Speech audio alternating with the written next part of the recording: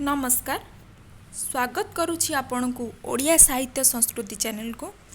आज आम आलोचना करिबा रीति जुग विषय। चलंतु देखिबा प्रश्न कौन रही। उपेन्द्र भंजक पितामह किए थिले? धनंजय भंज। धनंजय भंजक राजत्व काल केते? 1636 रु 1701 मसीहा पर्यंत धनंजय भंजक राजत्व काल। धनंजय भंज घुमुसर राजवंशर राजा थिले। धनंजय भंज केतोटी कृतिर अधिकारी थिले? 5टी कृतिर अधिकारी थिले। धनंजय भंजक श्रीराम विलास आउ केउ नामरे परिचित? रघुनाथ नामरे परिचित। श्रीराम विलास काव्यटी केते छांद विशिष्ट? 59 छांद विशिष्ट। श्रीराम विलास काव्यटीर प्रथम छांदटी केउ रागरे रचित? श्रीराम विलासर प्रथम छांदटी मंगल गुजरी रागरे रचित। इच्छावती काव्यटी केउ प्रकार काव्य? इच्छावती काव्यटी काल्पनिक काव्य। इच्छावती काव्यटी केते छांद विशिष्ट? 10। इच्छावती काव्यटी 10 छांद विशिष्ट। इच्छावती काव्यटी केउ दुईटी संस्कृत काव्य उपरे पर्यवेसित? अर्थात इच्छावती काव्यटी केउ दुईटी संस्कृत काव्य को नेई गठित होईछि? पूर्व पंचाशिका और चौर पंचाशिका। इच्छावती काव्यर नायक नायिका किए? नायक मधुकर और नायिका इच्छावती को नहीं इच्छावती काव्यटी रचित। इच्छावती काव्यर आरंभ रे कहार वंदना रही? नीलाद्रि केसरी प्रभु जगन्नाथंकर वंदना रही। मदन मंजरी काव्यटी केते छांद विशिष्ट? मदन मंजरी काव्यटी 14 छांद विशिष्ट। मदन मंजरीर नायक नायिका किए? मदन मंजरीर नायिका मदन मंजरी एवं नायक अनंग केतन।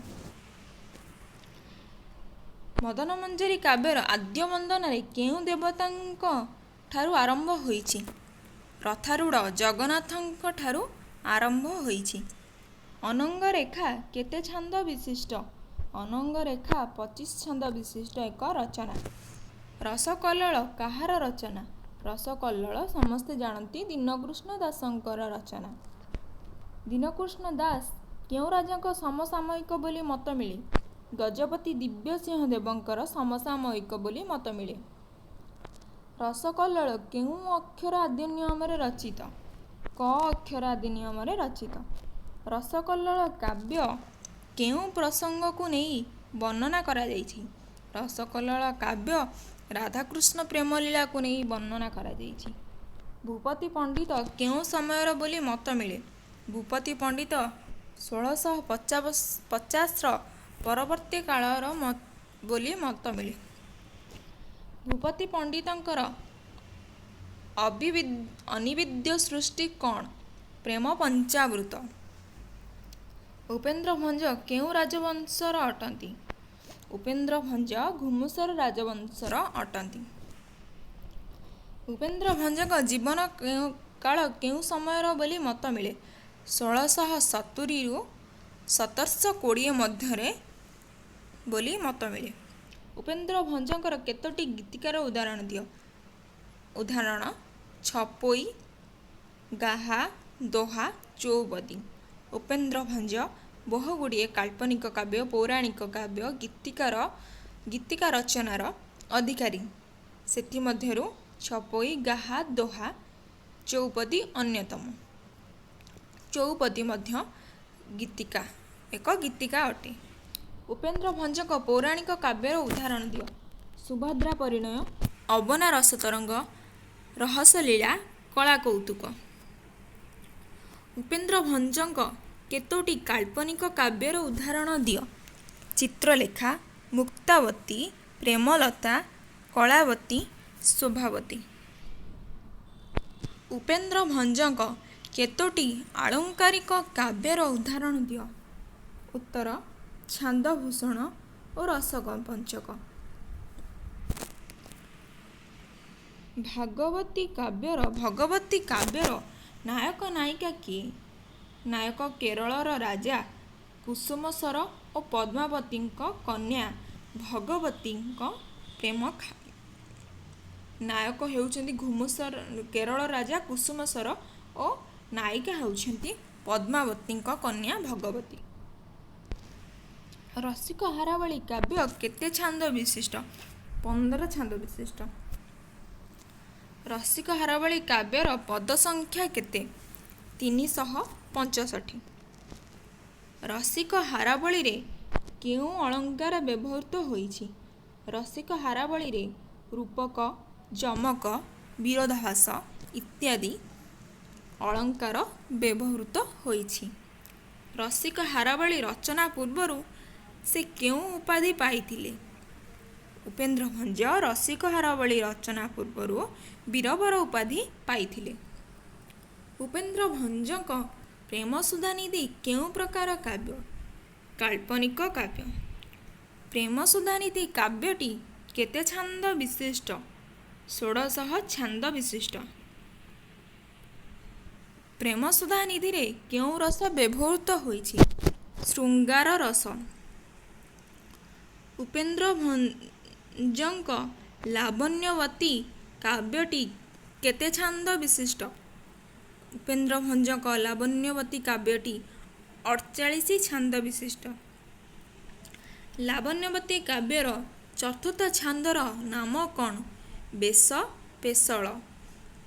ପ୍ରତ୍ୟେକ ଛାନ୍ଦର ଲାବଣ୍ୟବତୀର ପ୍ରତ୍ୟେକ ଛାନ୍ଦର ଗୋଟିଏ ଗୋଟିଏ ସ୍ୱତନ୍ତ୍ର ନାମ ରହିଥାଏ।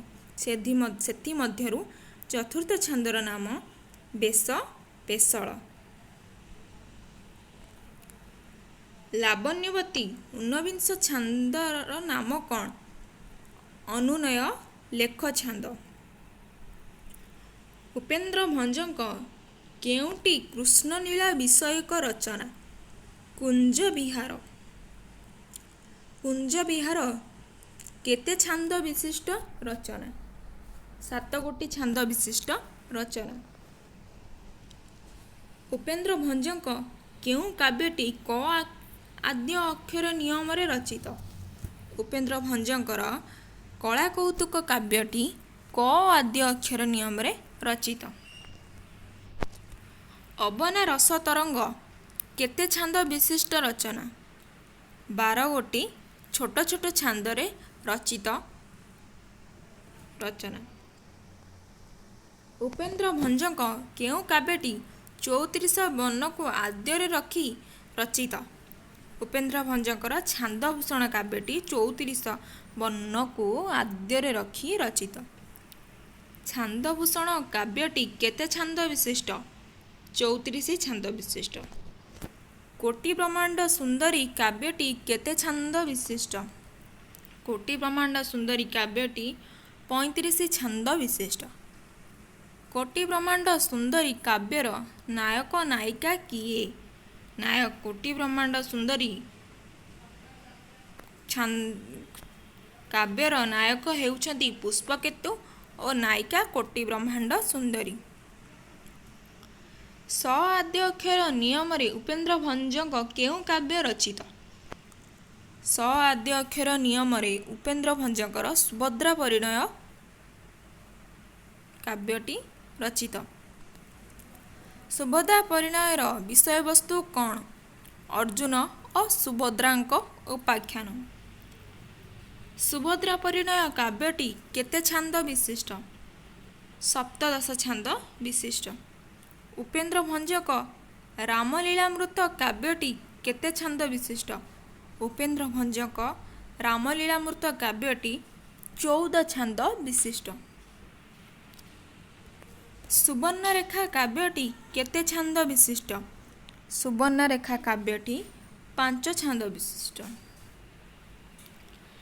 କେଉଁଟି କବିଙ୍କର ପରିଣତ ବୟସର ରଚନା? ଉପେନ୍ଦ୍ର ଭଞ୍ଜଙ୍କର କେଉଁଟି ପରିଣତ ବୟସର ରଚନା? ଚିତ୍ରକାବ୍ୟ ବନ୍ଧୋଦୟ। ବୈଦେଶ ବିଳାସ କାବ୍ୟଟି କେତେ ଛାନ୍ଦ ବିଶିଷ୍ଟ? 52। ବୈଦେଶ ବିଳାସ କାବ୍ୟଟି କେଉଁ ଅକ୍ଷର ଆଦ୍ୟ ନିୟମରେ ରଚିତ? ବ। ଅଭିମନ୍ୟୁ ସାମନ୍ତସିଂହାରଙ୍କର ରସବତୀ କାବ୍ୟଟି କେତେ ଛାନ୍ଦ ବିଶିଷ୍ଟ? 32। ପ୍ରେମ ଚିନ୍ତାମଣି କାବ୍ୟଟି କେତେ ଛାନ୍ଦ ବିଶିଷ୍ଟ? 68। ବ୍ରଜନାଥ ବଡ଼ଜେନା କେବେ ଜନ୍ମଗ୍ରହଣ କରିଥିଲେ? ବଜ୍ରନାଥ ବଡ଼ଜେନା 1730 ମସିହାରେ ଜନ୍ମଗ୍ରହଣ କରିଥିଲେ ମୁକ୍ତାଦେଇପୁର ଠାରେ। କେଉଁଟି ବଜ୍ରନାଥ ବଡ଼ଜେନାଙ୍କର ଏକ ଅସମ୍ପୂର୍ଣ୍ଣ କାବ୍ୟ? ବିଚକ୍ଷଣା। ଅରକ୍ଷିତ ଦାସ କେଉଁ ରାଜବଂଶର ଥିଲେ ବୋଲି ପ୍ରମାଣ ମିଳେ? ଗଞ୍ଜାମ ଜିଲ୍ଲା ବଡ଼ଖେମୁଣ୍ଡି ରାଜବଂଶର ଥିଲେ ବୋଲି ପ୍ରମାଣ ମିଳେ। ଅରକ୍ଷିତ ଦାସଙ୍କର ପ୍ରକୃତ ନାମ କ'ଣ? ବୀରଭଦ୍ର ଦେବ। ମହିମଣ୍ଡଳ ଗୀତାର ରଚୟିତା କିଏ? ମହିମଣ୍ଡଳ ଗୀତାର ରଚୟିତା ଅରକ୍ଷିତ ଦାସ। କିଶୋରଚନ୍ଦ୍ରାନନ୍ଦ ଚମ୍ପୁର ସ୍ରଷ୍ଟାକାର କିଏ? କବିସୂର୍ଯ୍ୟ ବଳଦେବ ରଥ। ଚମ୍ପୁର କେଉଁ ଗୀତରେ ରାଧାକୃଷ୍ଣର ମିଳନ ରହିଛି? କିଶୋରଚନ୍ଦ୍ରାନନ୍ଦ ଚମ୍ପୁର କେଉଁ ଗୀତରେ ରାଧାକୃଷ୍ଣଙ୍କର ମିଳନ ଘଟିଛି? ମୋ ଗୀତରେ ରାଧାକୃଷ୍ଣଙ୍କର ମିଳନ ଘଟିଛି। ଚନ୍ଦ୍ରକଳା କି ପ୍ରକାର କାବ୍ୟ? ଚନ୍ଦ୍ରକଳା ଅସମ୍ପୂର୍ଣ୍ଣ କାବ୍ୟ। ଚନ୍ଦ୍ରକଳା କାବ୍ୟଟି କାହା ନାମରେ ଭଣିତା ହୋଇଛି? ଚନ୍ଦ୍ରକଳା କାବ୍ୟଟି ଜଳନ୍ଧରର ରାଜା ରାମଚନ୍ଦ୍ର ଛୋଟରାୟଙ୍କ ନାମରେ ଭଣିତା ହୋଇଛି। ଚନ୍ଦ୍ରକଳା କାବ୍ୟ କେଉଁ କାବ୍ୟ ଅନୁସରଣରେ ରଚିତ? ଚନ୍ଦ୍ରକଳା କାବ୍ୟ ଲାବଣ୍ୟବତୀ କାବ୍ୟର ଅନୁସରଣରେ ରଚିତ। ଚନ୍ଦ୍ରକଳା କାବ୍ୟଟି କେତେ ଛାନ୍ଦ ବିଶିଷ୍ଟ ରଚନା? ଚନ୍ଦ୍ରକଳା କାବ୍ୟଟି 18 ଛାନ୍ଦ ବିଶିଷ୍ଟ ରଚନା। ହାସ୍ୟକଲ୍ଲୋଳ କାହାର ରଚନା? ହାସ୍ୟକଲ୍ଲୋଳ ବଳଦେବ ରଥଙ୍କର ରଚନା। ମଞ୍ଜୁଳା ଚଉତିଶାର ରଚୟିତା କିଏ? ମଞ୍ଜୁଳା ଚଉତିଶାର ରଚୟିତା କବିସୂର୍ଯ୍ୟ ବଳଦେବ ରଥ। ରତ୍ନାକର ଚମ୍ପୁ କାହାର ରଚନା? ରତ୍ନାକର ଚମ୍ପୁ କବିସୂର୍ଯ୍ୟ ବଳଦେବ ରଥଙ୍କର ରଚନା।